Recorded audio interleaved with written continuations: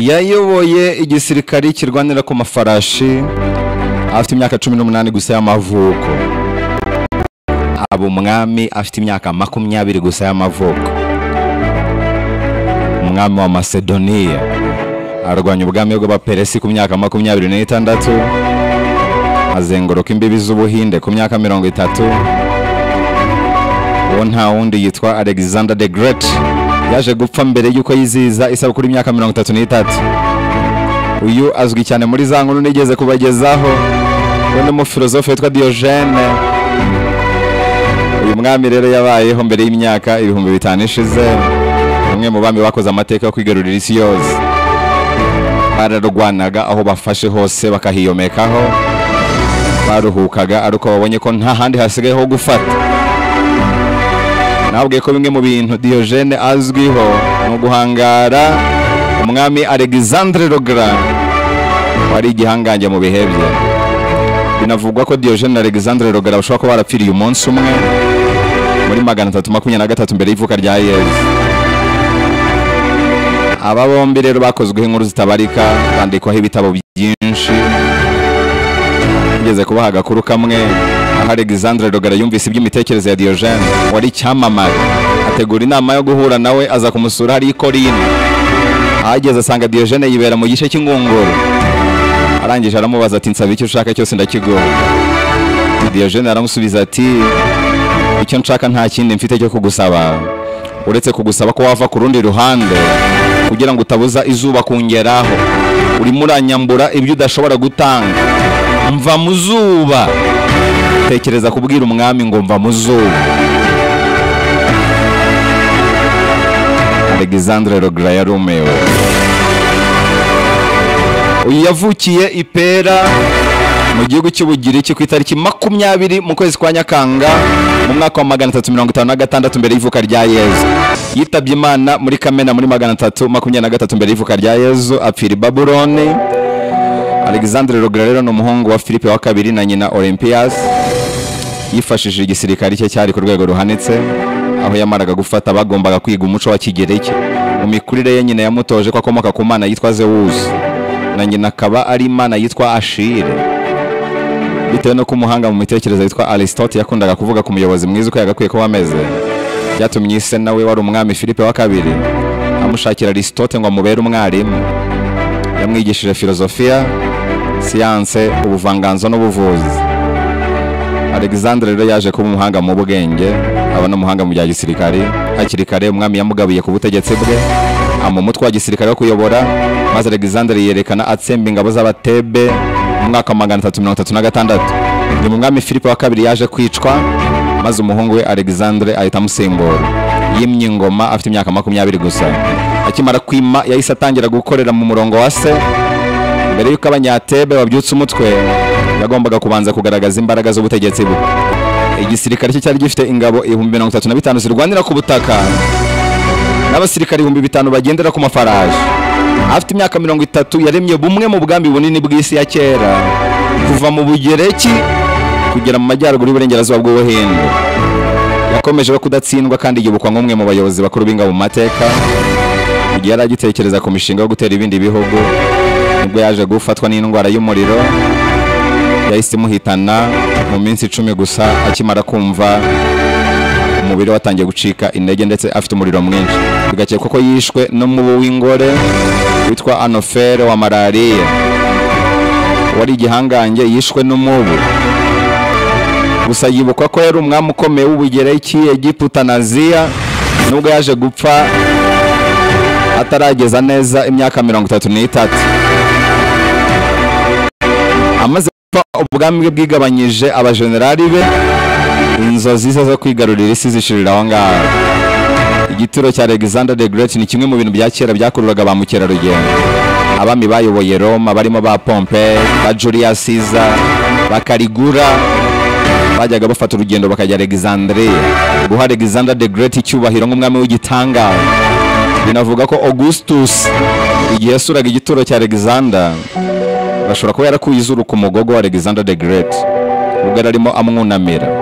Numwe mu banyabigwi abantu benshi bifuje ko nagaruka by'umwihariko mu nzu y'ibitabo muri ka gace twahari ijambo ryahindura ubuzima. munyemerere uyu munsi ugaruke kuri amwe mu magambo yagiye avuga mu gice cyayo cya gatatu. Alexander the Great yaravuze ngo jya usaba Imana kukurinda ubumara bwa cobra, kurinda amenyo y'igisamagwe, ndetse kurinde kwihorera kw'abanzi bawe. Yaranavuze ngo nta kintu kidashoboka ku muntu ugerageza. Yaravuze ngo nshimiye data kubaho, ariko mwarimu wanjye, umwigisha wanjye na umufilozofe w'icyamamare Aristote. Ndashimira data kuba yarambeshejeho, ariko nkashimira cyane umwarimu wanjye watumye mbaho neza kurushaho, Aristote. The Great yaravuze ngo nakwishimira gupfira mu maboko y'umwanzi wanjye kurusha guhitanwa n'umutego w'inshuti yanjye. Aranavuga ngo ujye uhora uzirikana ko imyitwarire y'umuntu umwe igenwa n'imibereho ya sosiyete yose. Kandi bavuga ngo umuntu avuka ari mwiza, sosiyete ikaba ari imuhindura mubi. Imyitwarire y'umuntu umwe igenwa n'imibereho ya sosiyete yose. Ntugacire urubanza umuntu umwe bitewe n'imyitwarire ye, ujye ucira urubanza sosiyete yose. Aranavuga ngo gukora cyane biguhesha ubuzima bw'icyubahiro n'ubutwari kuri iyi si, kandi nta n'ikintu cyiza nko kubaho muri ubwo buzima ku isi, ndetse wanapfa ugasiga izina rizabaho iteka ryose.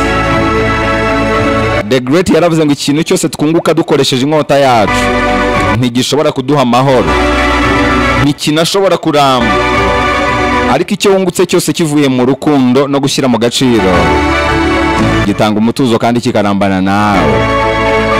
Niyo mpamvu inyungu yose iturutse mu bugome nta mahoro itanga, ariko inyungu ubonye iturutse ku byuya byawe iranezeza kandi ikaguha amahoro.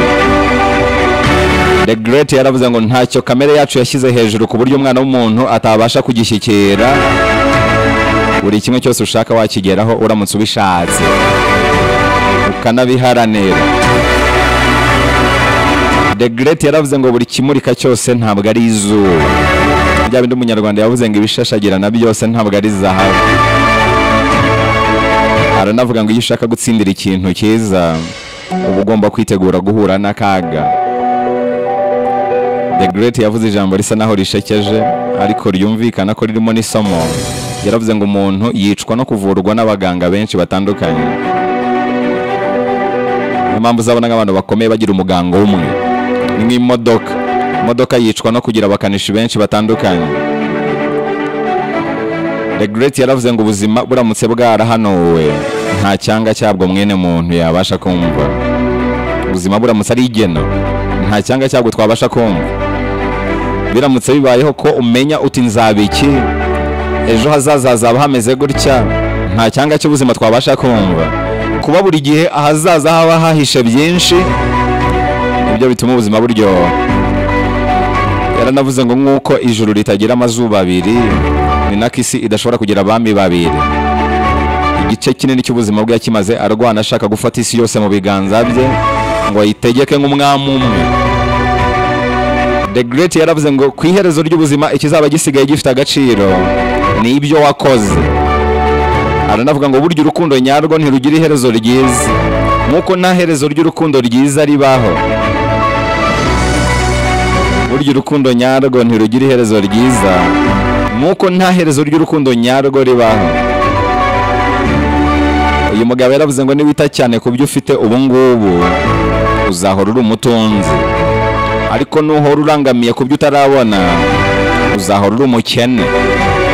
Banza wite unaryoherwe n'ibyo ufite aho guhora uhangayikishijwe n'ibyo utarabona. Byandi bavuga ngo niba ibyo ufite bitakunyuze n'ibyo ushaka ntibizabikora. Niba ibyo ufite bitakuryoheye n'ibyo ushaka ntibizabikora.